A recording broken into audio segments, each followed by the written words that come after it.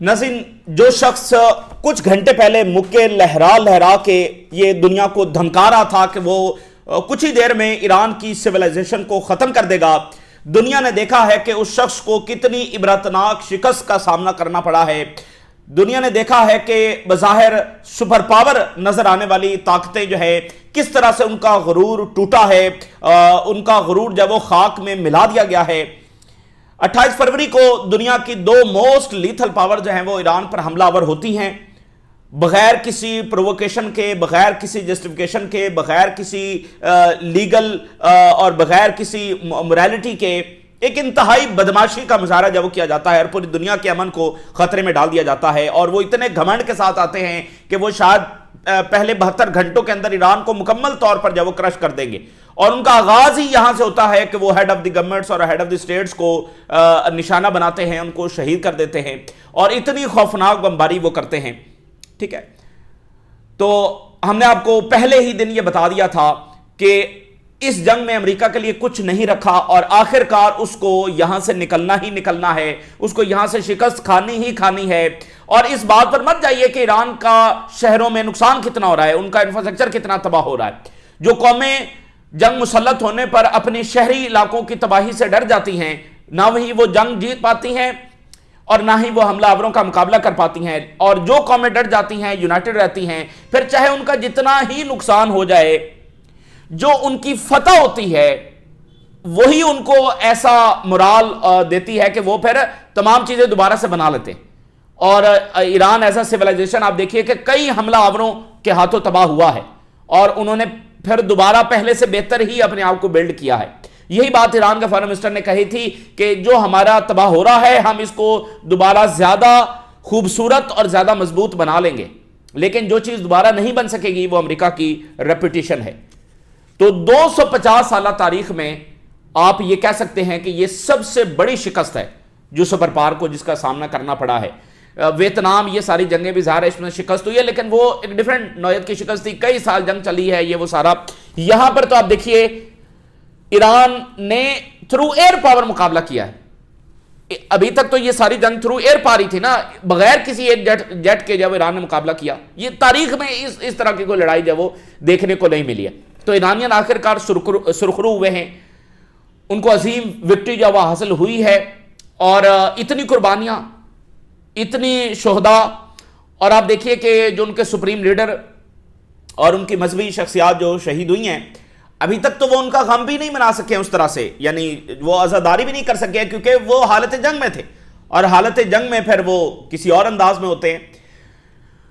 تو ایک کے بعد ایک شہادت ہو رہی ہے، اور وہ ضبط کے ساتھ اور شجاعت کے ساتھ جب وہ سامنا کر رہے ہیں، اور ادھر سے مزید دھمکیاں آ رہی ہیں، ہم تمہارے ساتھ یہ کر دیں گے، ہمیں تمہیں فلسطین مٹا دیں گے، تمہیں نیوکلر اٹیک کریں گے، یہ دھمکیاں جو وہ وہاں سے آ رہی ہیں۔ اور آپ دیکھیے آخری منٹس کے اندر کیا ہو رہا ہے، سیز فائر سے پہلے ہیومن چین بنائی جا رہی ہے، بریجز کے اوپر لوگ کھڑے ہو گئے ہیں، اور جو ہے وہ پاور پلانٹس کے اوپر لوگ آ کر کھڑے ہو گئے ہیں اتنی بڑی تعداد کے اندر۔ تو جب یہ سیز فائر کا اعلان ہوا ہے تو اس وقت ایرانین سڑکوں پر ہی تھے، یہ جب سیولائزیشن کو دھمکا رہا تھا تو ایرانین اس وقت آلریڈی سڑکوں پر آ چکے تھے، ساتھ ہی یہ سیز فائر کی اناؤنسمنٹ آئی، اور اس کے بعد جشن منایا گیا۔ اس وقت تہران میں بھی جشن ہے، اس وقت عراق کے اندر بھی جشن منایا جا رہا ہے، اور ظاہر ہے پاکستان کے اندر بھی اس کو بہت اس کا جشن ہے اور خوشی ہے، اور all across the O I C countries, ٹھیک ہے، عوام جو ہے وہ اس پر تشکر کا جو ہے اظہار کر رہے ہیں۔ اچھا، تو یہ ہیومن ہسٹری کا بہت بڑا واقعہ ہوا ہے، ٹھیک ہے نا، کہ دنیا کی اس پلانٹ ارتھ کی دو سب سے بڑی سپر پاورز، ان کو ایران نے جو شکست دی ہے، اور یہ کئی ڈائمنشن میں اب چیزیں آپ کے سامنے مزید آئیں گی، وہ ہم اس پر ڈسکس کرتے رہیں گے۔ یہ کئی ڈائمنشن میں اب چیزیں آپ کو مزید آگے ہوتی نظر آئیں گی۔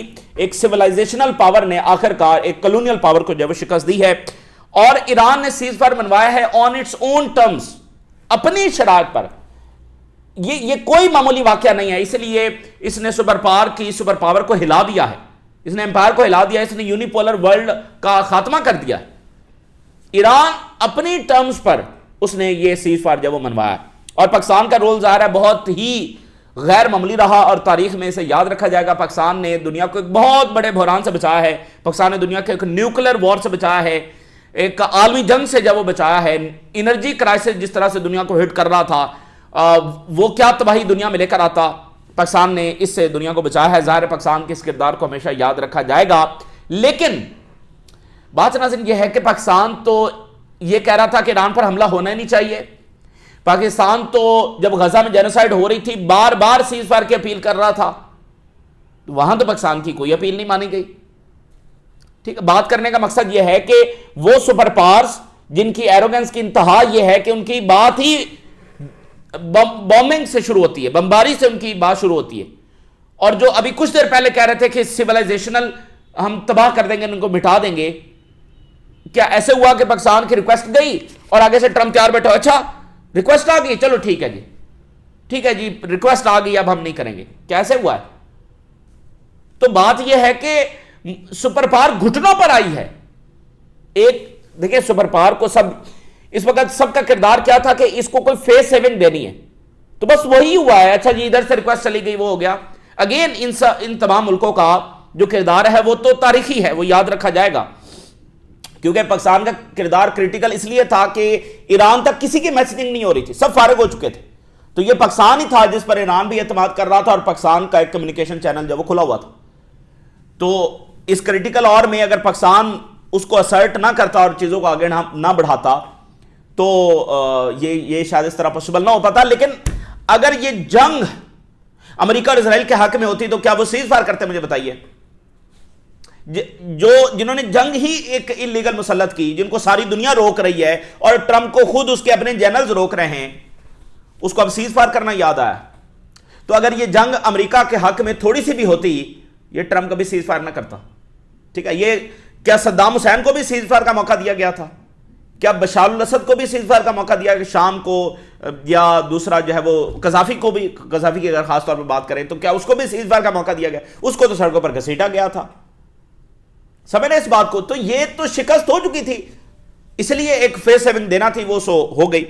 اچھا اب واٹس نیکسٹ؟ میں رشیا کا جو بیان آیا میں آپ کے سامنے رکھتا ہوں, اور خود اسرائیل میں اس وقت ماتم کا سما ہے, مکمل ماتم وہاں پر ہو رہا ہے. رشیا نے کہا ہے کہ کرشنگ ڈیفیٹ ہوئی ہے, کرشنگ ڈیفیٹ. ایران نے سپر پاور کو کرشنگ ڈیفیٹ دی ہے. یہ رشیا بات کر رہا ہے. وہ ہوتے ہیں نا باکسنگ میچ ہوتا ہے تو پھر ایک ریفری کھڑا ہوتا ہے, وہ آخر میں ایک پہلوان کا ہاتھ اٹھا کر بتاتا ہے کہ یہ جیتا ہے, تو وہ رشیا وہ ریفری ہے, وہ بتا رہا ہے کہ اس میں کون جیتا ہے. تو اب واٹس نیکسٹ, یہ اسٹیٹمنٹ میں آگے چل کر آپ کے سامنے رکھتا ہوں. اب یہ بہت ساری ڈائمینشنز ہم آگے بات کرتے رہیں گے, لیکن بنیادی جو بات ہے وہ یہ ہے کہ 15 دن یہ مذاکرات چلیں گے, اسلام آباد کے اندر ہوں گے. جمعے کو ڈیلیگیشن جو ہے وہ یہاں پر آئیں گے. ایران بڑی وائز پاور, ظاہر ہے شجاعت بھی ہے, سیکریفائزز بھی ہیں, صبر بھی ہے, یونٹی بھی ہے, سارا کچھ ہے, لیکن وزڈم کمال ہے. اب سپر پاور یہ چاہتی ہے, اسرائیل یہ چاہتا ہے کہ وقفے سے ایران کو مارا جائے, وقفے سے تباہ کیا جائے, ان پیریڈز تباہ کیا جائے. اس سے پہلے یہ عراق چونکہ ایک بڑی طاقت تھا, تو عراق کو انہوں نے ان پیریڈز تباہ کیا ہے. پہلے 90s کے اندر ایک جنگ چھیڑی, پھر درمیان میں کچھ اور واقعات ہوتے رہے, مسلسل سینکشنز لگی رہیں, پھر 2003 میں ایک پراپر گراؤنڈ انویژن کی گئی. تو انہوں نے پیریڈز کے اندر آ کر عراق کو جب تباہ کیا. یہاں ایران کو جب وہ تباہ نہیں کر سکے, پہلے ایک ہفتے کے اندر ان کو اندازہ ہو گیا, تو پھر وہ پلان بی کے اوپر چلے گئے کہ ان پیریڈز اس کو آ کر تباہ کرے گی. یعنی ابھی ہم سیز فائر کر لیتے ہیں, جتنے ٹارگٹس ہم نے ہٹ کرنا تھے وہ تو کر لیے, اب ان کے پاس کوئی ملٹری ٹارگٹ تھا ہی نہیں, تو ابھی ہم سیز فائر کرتے ہیں, پھر 6 مہینے کے بعد دوبارہ آئیں گے تاکہ اپنا سٹاک پائل بھی فل کر لیں, جو انرجی کرائسس ہے وہ بھی ڈاؤن کر لیں, سارا کچھ کر کے تو مڈ ٹرم الیکشن کے بعد پھر اس سال کے اختتام میں دوبارہ آئیں گے, یا اگلے سال کے شروع میں آ جائیں گے. ٹھیک ہے, تو یہ ان کی پلاننگ تھی. یہ ایران کیسے الاؤ کر سکتا تھا؟ اگر ایران بغیر کسی پرپز کے, اور وہ جو ڈیمانڈ کر رہے تھے کہ اس میں ایران اسٹریٹ آف ہرمز کھولے, ٹھیک ہے, تو ایران اگر اس کو قبول کر لیتا تو دیٹ مینس کہ ایران نے اپنی جو پیریڈ کلنگ ہے اس کو قبول کر لیا. ایران یہ کبھی نہیں کر سکتا تھا. تو اب کیا ہوا ہے؟ اب یہ ہوا ہے کہ ایران نے 15 دن کا ٹائم دیا ہے. 15 دن میں وہ کوئی انٹرسپٹر میزائل نہیں بنا سکتے, 15 دن میں وہ کوئی اپنی جو سٹاک ہیں ان کو بھر نہیں سکتے ہیں.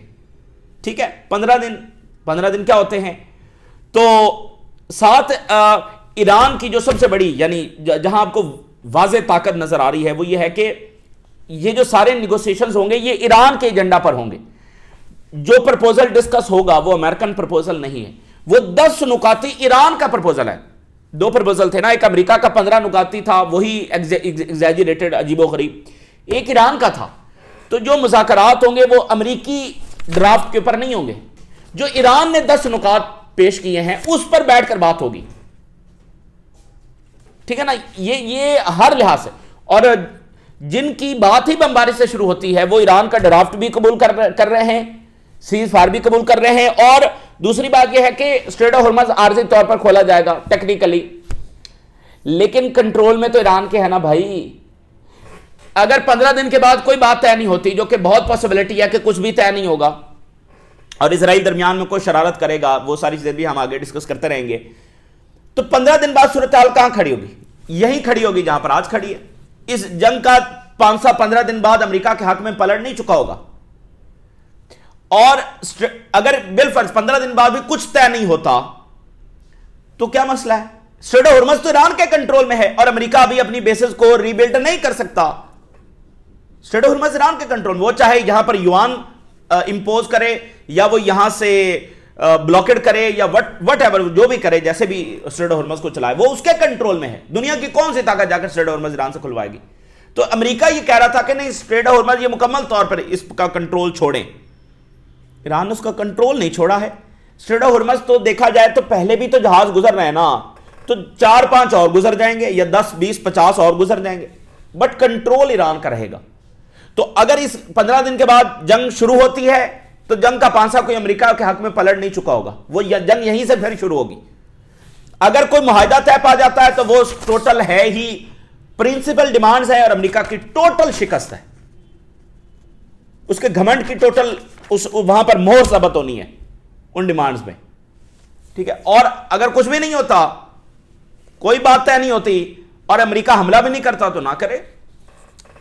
اسٹریٹ آف ہرمز تو ایران کے کنٹرول میں ہے نا, اور وہ اپنے سٹاکس جو ہے وہ ایران باقی وہ پروڈکشن اور ساری چیزیں بھی کر رہے ہوں گے. تو اب جو 10 نکاتی پلان ہے, آپ پہلے بھی یہ وہی شرائط ہیں جو ایران پہلے بھی بتا چکا ہے. اس میں جناب علی دوبارہ کوئی حملہ نہیں ہوگا, اس کی گارنٹیز دی جائیں. اسٹریٹ آف ہرمز کا کنٹرول ایران کے پاس رہے گا, عمان کے پاس ایک نیا فریم ورک جب وہ بنایا جائے. نیوکلر انریچمنٹ کا رائٹ ایران کے پاس رہے گا. پرائمری سینکشنز ایران پر ختم کی جائیں گی, سیکنڈری سینکشنز ایران پر ختم کی جائیں گی, اور اس کے ساتھ UN سیکورٹی کاؤنسل میں جو ریزولوشنز ایران کے خلاف ہیں وہ ساری کی ساری ختم کی جائیں گی. اور IAEA جو ہے وہ پیونیٹیو میئر جو ہے, یہ پنشمنٹ لائک میئر جو ہیں وہ ختم کرے گا ایران کے خلاف. وار ڈیمیجز دیے جائیں گے ایران کو.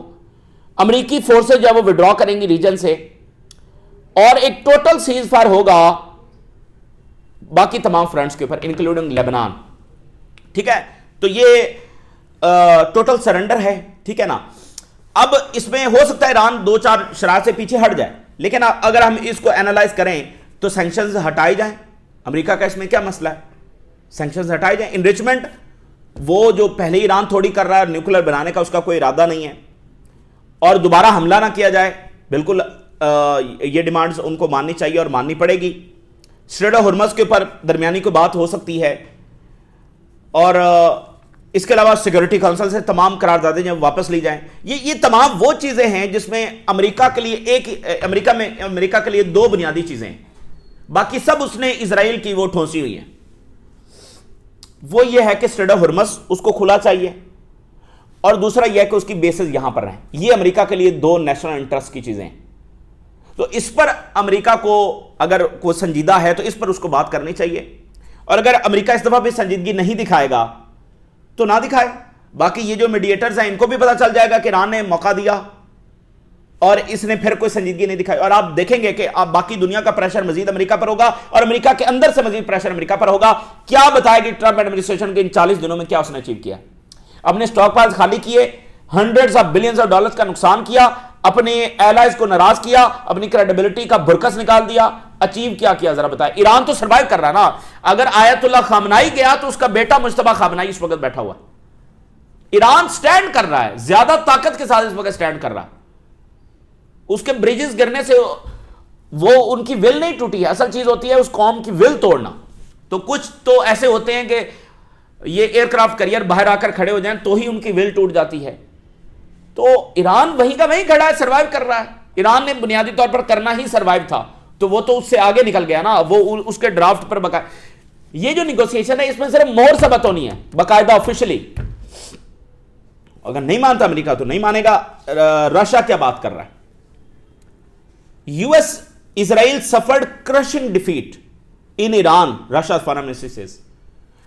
عبرتناک شکست ہوئی ہے.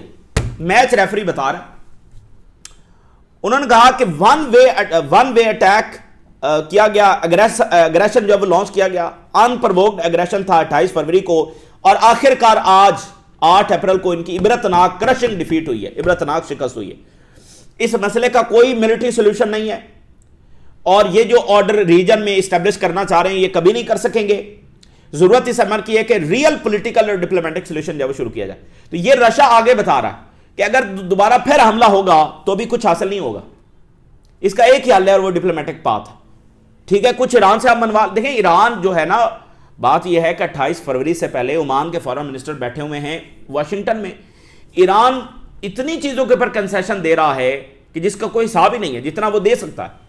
اگر امریکہ نے اسرائیلی ڈیمانڈز ہی ٹھوسنی ہے دوبارہ آ کر تو نتیجہ پھر جنگ ہے. دیکھیں ڈیورنگ دا نیگوسیشن ٹرکی کے فارن منسٹر نے کہا کہ آپ یہ جو میزائل پروگرام اور یہ ساری شرطیں رکھ رہے ہیں، اس کا مطلب آپ جنگ کی طرف لے کر جا رہے ہیں. یہ نان سینس ڈیمانڈ ہے، ان ریئلسٹک ڈیمانڈز ہیں. اگر آج ایران سروائیو کر رہا ہے تو اپنے میزائلوں کی وجہ سے کر رہا ہے. ایک ڈیفینسو ویپن جو یو این چارٹر کے تحت الاؤ ہے وہ کیسے ایران دے دے؟ اور کنونشنل ویپن ہے، کوئی نیوکلر ویپن نہیں ہے، اور اس کی رینج نہ یورپ ہے نہ امریکہ ہے. پھر نہ حزب اللہ آپ کے لیے کوئی خطرہ ہے، نہ یمن آپ کے لیے کوئی خطرہ ہے، آپ پھر اس کو ڈیمانڈ میں ٹھوس رہے ہیں. تو یہ وقت آ گیا ہے کہ اب امریکہ کو فیصلہ کرنا ہے کہ اس کو پھر اسرائیل کی کشتی میں سوار ہونا ہے، تو پھر اس کو یہی نقصان وہ دوبارہ اٹھائے گا. تو جناب علی اب دیکھیے خود اسرائیل کا میڈیا کیا کہہ رہا ہے. مری وان ہے اسرائیل کا بڑا media, Iran is superior in war. اس جنگ میں برتری کس کو حاصل ہوئی ہے؟ ایران کو. اسرائیل ڈیلٹ اسٹریٹجک ڈیفیٹ. اسرائیل اور امریکہ کو اسٹریٹجک ڈیفیٹ اس میں ہوئی ہے. یہ ٹرمپ روز یہ بتا رہا ہے ہم نے یہ بلڈنگ گرا دی، وہ برج گرا دی. او بھائی اسٹریٹجک مقصد کیا اچیو کیا؟ دیکھیں سب سے بڑا مسئلہ کیا ہے کہ اسرائیل ہزاروں لیڈرز کو شہید کر چکا ہے، لیکن اسٹریٹجک گول یہ نہیں اچیو کر سکا. اسیسینیشن سے اسٹریٹجک گولز اچیو نہیں ہوتے. اس لیے جو دنیا کی وائز پاورز ہیں، رشیا، چائنا اور باقی، یہ اسیسینیشنز کے اوپر ان کی ملٹری پالیسی نہیں کھڑی ہوئی.